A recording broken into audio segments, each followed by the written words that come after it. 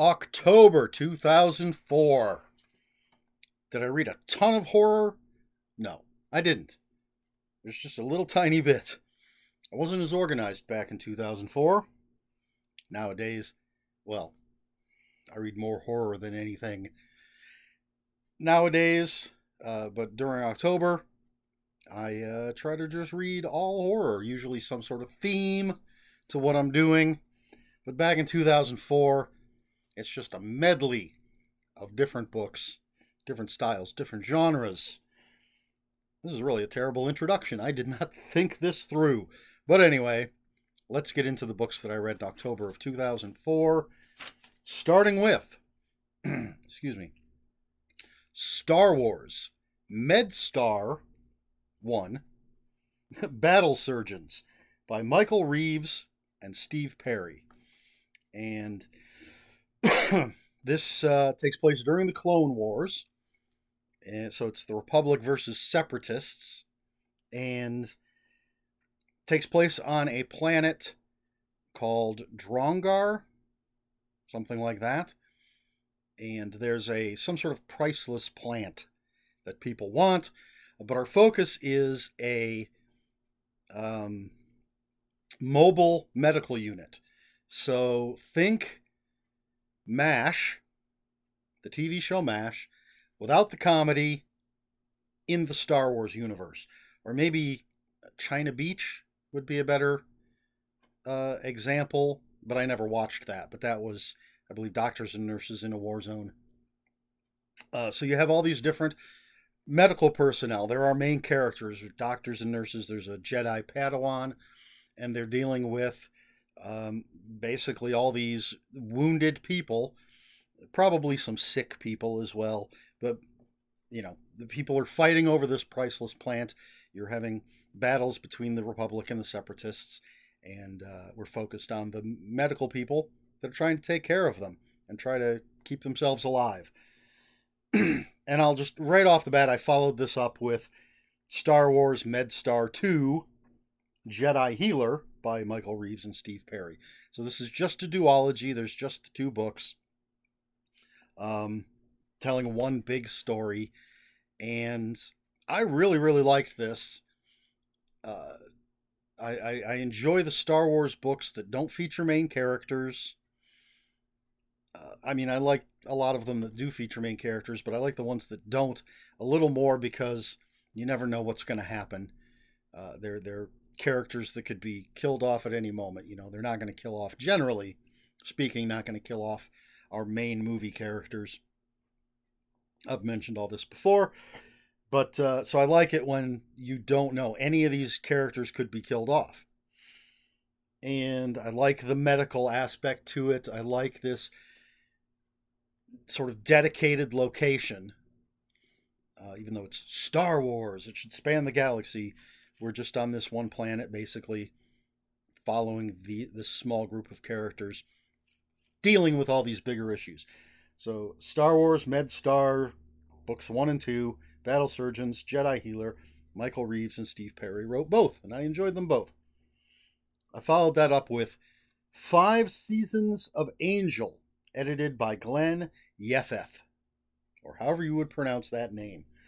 The subtitle for this is Science Fiction and Fantasy Writers Discuss Their Favorite Vampire. And that's basically what this book is.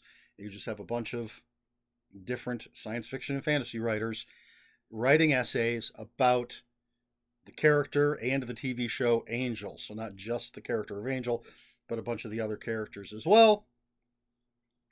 Not as deep as the pop culture philosophy series, but still an interesting look at how people see these different characters and different interpretations and different ways that they fit into the overall story. I like this kind of stuff. 5 Seasons of Angel, edited by Glenn Yeffeth. Excuse me. After that, we have The Nimble Man by Christopher Golden and Thomas E. Snigoski. Again, another name I don't know how to pronounce. This is book 1 in their Menagerie series. And our main character is a man named Mr. Doyle. He's a sorcerer. And it turns out he's Sir Arthur Conan Doyle. Survived to the modern day through sorcery, I assume. He's fighting against, the powers of darkness. He works with Eve, the first woman, who happens to be a vampire, but she's one of the good guys. And there's Mr. Doyle's mentor has disappeared, and so Doyle and Eve and the rest of their crew, bunch of different supernatural people, go to the Sealy court, the fairy court, essentially, for help. And then there's the Unseelie, or the bad guys, and Morgana is from Arthurian legend, is one of the bad guys. And so it's Sir Arthur Conan Doyle as a sorcerer, with Eve, the first woman, as a vampire, and some other supernatural type characters fighting the forces of darkness. Christopher Golden, generally a decent writer. Thomas Snagowski, I don't know how you say it. Generally a decent writer. I like this type of, this would be urban fantasy, essentially, I believe. So it's fun stuff. After that, a book that's going to come up a number of times as we go through all these books that I've read in my life. The Stupidest Angel by Christopher Moore. And this is about, I believe he's one of the angels from Lamb, the Gospel According to Biff. And he is sent to Earth on a mission. He's got to grant a wish to this child. But he's obsessed with becoming Spider-Man. He just loves the character Spider-Man. And so there's this kid. It's Christmas. It might be in Pine Cove. We'll get to that a little later. And this kid sees who he thinks is Santa Claus, but it's just somebody dressed as Santa Claus. This kid thinks he's Santa Claus, sees him get murdered, or sees him at least being buried. And so he's very upset, and he wishes that Santa would come back to life. So this angel, to grant this wish, or is going to grant this wish. He goes to the graveyard, doesn't know which grave has Santa in it, so he just kind of, hey, come back to life. And it causes a zombie outbreak. He brings all the dead bodies back to life. And so it's a Christmas zombie story with The Stupidest Angel. This book is hilarious, and I made it an annual Christmas read for a number of years. Very, very funny. I may start doing that again, rereading it on Christmas. The Stupidest Angel by Christopher Moore. Very funny book. After that, we have Gray Matter by Gary Braver. Excuse me. Our main character in this is Rachel Whitman. She is beautiful, rich, married to a rich guy, has the perfect life. They have, anything, everything a person could want, all the fanciest toys. They're well respected, but she has a 6-year-old son with a learning disability. And that's, I think there's a little bit of, my child's not perfect, so I'm disappointed. But there's a lot of, my child's being picked on because of their learning disability, and my child's going to have disadvantages throughout life because of their learning disability. And so when, Rachel Whitman finds out about a medical procedure that could turn her son into a genius, well, she might just jump on that. But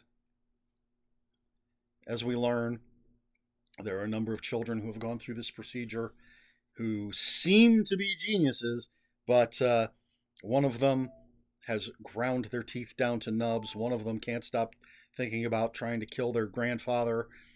There are side effects and the doctor that is doing this is has come from the Ukraine, where he was doing experiments on raising the intelligence of animals, and his Russian handlers were like, apply it to humans. Then he eventually came to the United States, went to work for the government. There are children who are disappearing. There's cops investigating.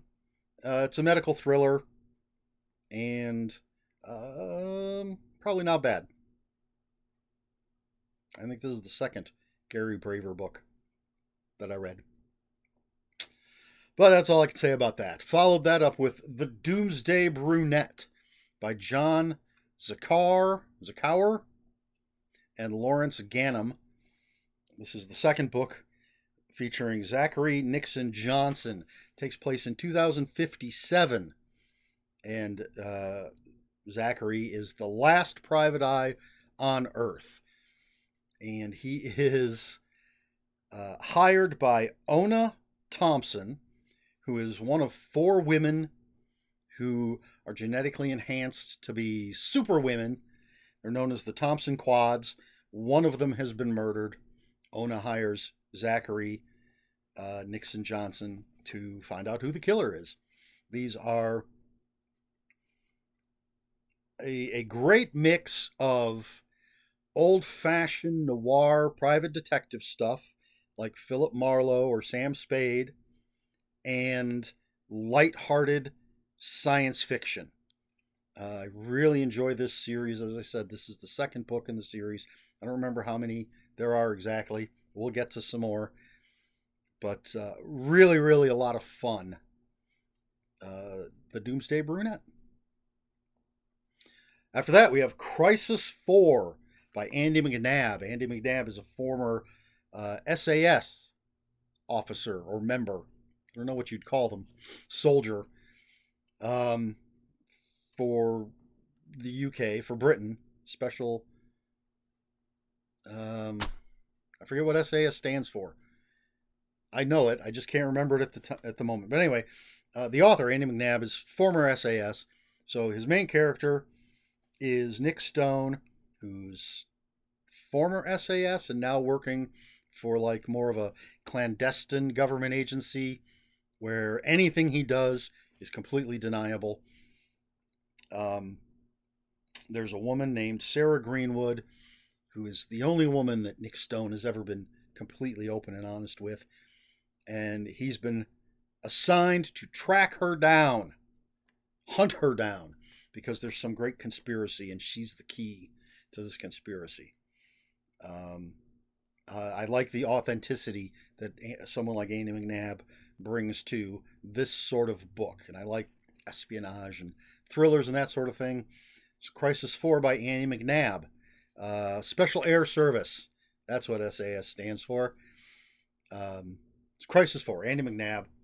Good thriller. After that, we have IDW's Tales of Terror, Volume 1, edited by Chris Oprisco. IDW is a comic book publisher, and this is a mix of prose and comic book stories featuring different comic book properties that were being published by IDW, including a brand new 30 Days of Night story from Steve Niles, a Winona Earp story. I didn't read the Winona Earp comics, but I really, really enjoyed the television show on Sci-Fi. Winona Earp being a descendant of Wyatt Earp, and it turns out the Earps are demon hunters. And so it's passed down through the generations, Winona Earp, the current bearer of this duty.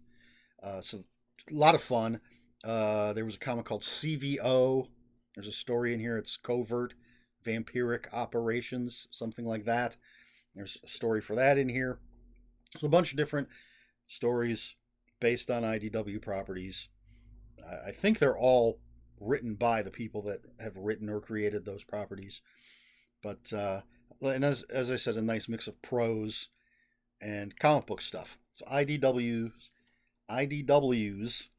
Tales of Terror Volume 1, edited by Chris Oprisco.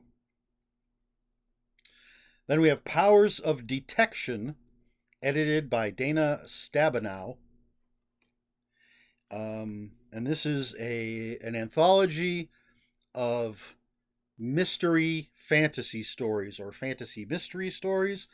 And it ranges from sort of old type fantasy. I think there might be a sword and sorcery type story in here, through modern day stuff, and even there's a science fiction-y one, but all with sort of a fantasy element to these mystery stories. And you've got authors like Charlaine Harris, Simon R. Green, Ann Perry. I know that the Simon R. Green story is a story from his Nightside series, which I've talked about before. A really enjoyable series. And I like this kind of, I've mentioned it many, many times before. I like mixed genres. And so mysteries mixed into fantasy elements is something that's interesting to me. So Powers of Detection, edited by Dana Stabenow. The penultimate book for October 2004, Hellboy, Odder Jobs, edited by Christopher Golden. This is an anthology of Hellboy stories, written by a variety of different authors. The first one in this series was Hellboy Odd Jobs. Now we have Odder Jobs. That's going to be followed up later by another one. And you can probably guess what that title would be. But some of the authors in here, you have Frank Darabont, the guy who made The Mist and Shawshank Redemption and brought The Walking Dead to TV. You've got Ray Garton, Tim Levin, Guillermo del Toro, James A. Moore, I believe. A lot of really great authors telling some really fun, interesting Hellboy stories. And I'm not sure, excuse me, I'm not 100% sure that every story features Hellboy. Some might focus more on some of the other characters from the Hellboy universe and the BRPD, Bureau for Paranormal Research and Development, I believe is what that stands for. But a great anthology, especially if you're a Hellboy fan. With a great, great lineup of authors. Hellboy, Odder Jobs, edited by Christopher Golden. And the last book that I read in October of 2004 was Practical Demon Keeping by Christopher Moore. And this is the second time I read this book. It was the first Christopher Moore book I ever read, and I did not enjoy it that much. It was a long time before I read another Christopher Golden, which was Lamb, the Gospel According to Biff, Jesus' childhood friend, which I thought was absolutely hilarious. It's my top 5 favorite, top 5 funniest books.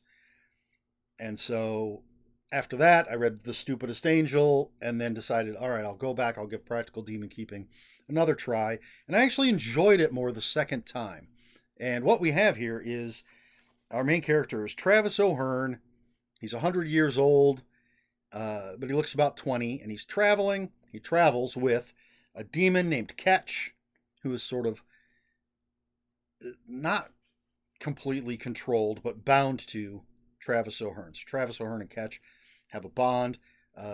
Essentially, it's because of Ketch that he looks 20, and they're driving into Pine Cove. So Pine Cove is a town where a lot of, well, maybe not a lot, some of Christopher Moore's stories take place. On Amazon, it shows that this Practical Demon Keeping is book 1 of 3 of the Pine Cove novels, but I don't know how accurate that is. There might be more stuff. Ketch has to kill and eat people. I mean, that's his diet.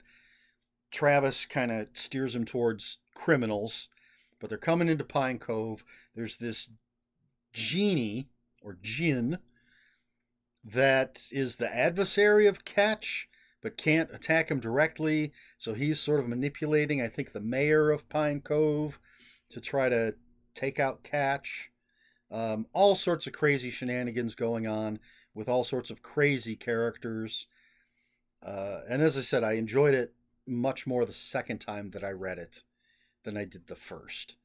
So it's Practical Demon Keeping by Christopher Moore. And so that is everything that I read in October of 2004. And my question for this video, I don't know that we've talked about this before.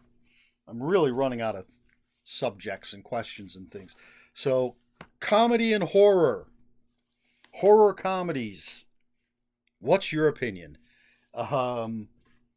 Movies, books. Do you think comedy and horror mix well? Would you rather keep them separated? If you enjoy it, what are some of the things you enjoy? If you don't enjoy it, is there a reason why? Are there exceptions? For me, big fan. Seems obvious right off the bat. As far as movies go, I absolutely love like Shaun of the Dead.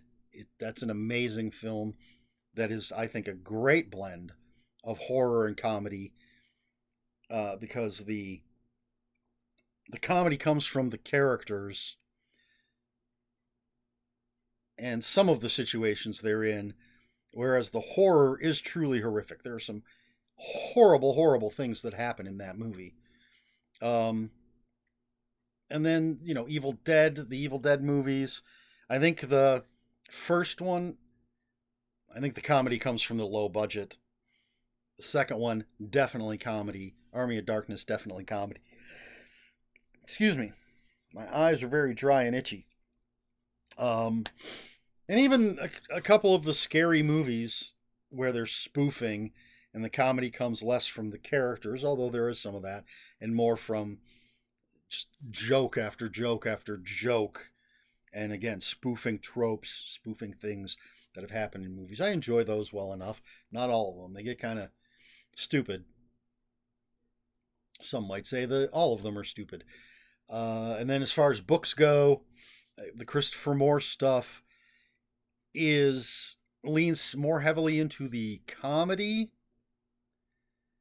although there can be some people might think horrific. I think it's more comedies set in what one would think of as a horror setting. I mean, a demon. Or he's got a book with vampires. But I don't know that there's actually a lot of horror going on. I think maybe Stupidest Angel, to the best of my recollection, is the most closely related to actual horror because of the zombie outbreak. And of course, Jeff Strand, best known for his horror comedy stuff. His Wolf Hunt trilogy has some horrific things happen, but they're incredibly funny. So just some examples of things that I've enjoyed. There's plenty of others. I think Edward Lee, some of his stuff is so over the top. I've talked about this before as well. Some of his stuff is so over the top that to me, it's funny. So if it's, as with everything, if it's well done, if it's a movie, if it's well made, if it's a book, if it's well written, I enjoy it. But what about you? Let me know in the comments below. If you have any comments, questions, or corrections, please put those in the comments below. Comments are open for spoilers. Post spoiler warning. We try to be polite here on my channel. Please like, share, and subscribe. All the usual YouTube stuff. If you care to follow me on other social media, I'll have links for those for Twitter, Instagram, and Bluesky. Don't know how much longer I'll be on Twitter, but I'll have links for all those in the description below. And that's all I've got for you. Yeah, that's it. Since I've changed that ending and not given out the actual social media things. I just put them in the description. It still throws me off here at the end. That's all I have for you this week. So until next week, read more books.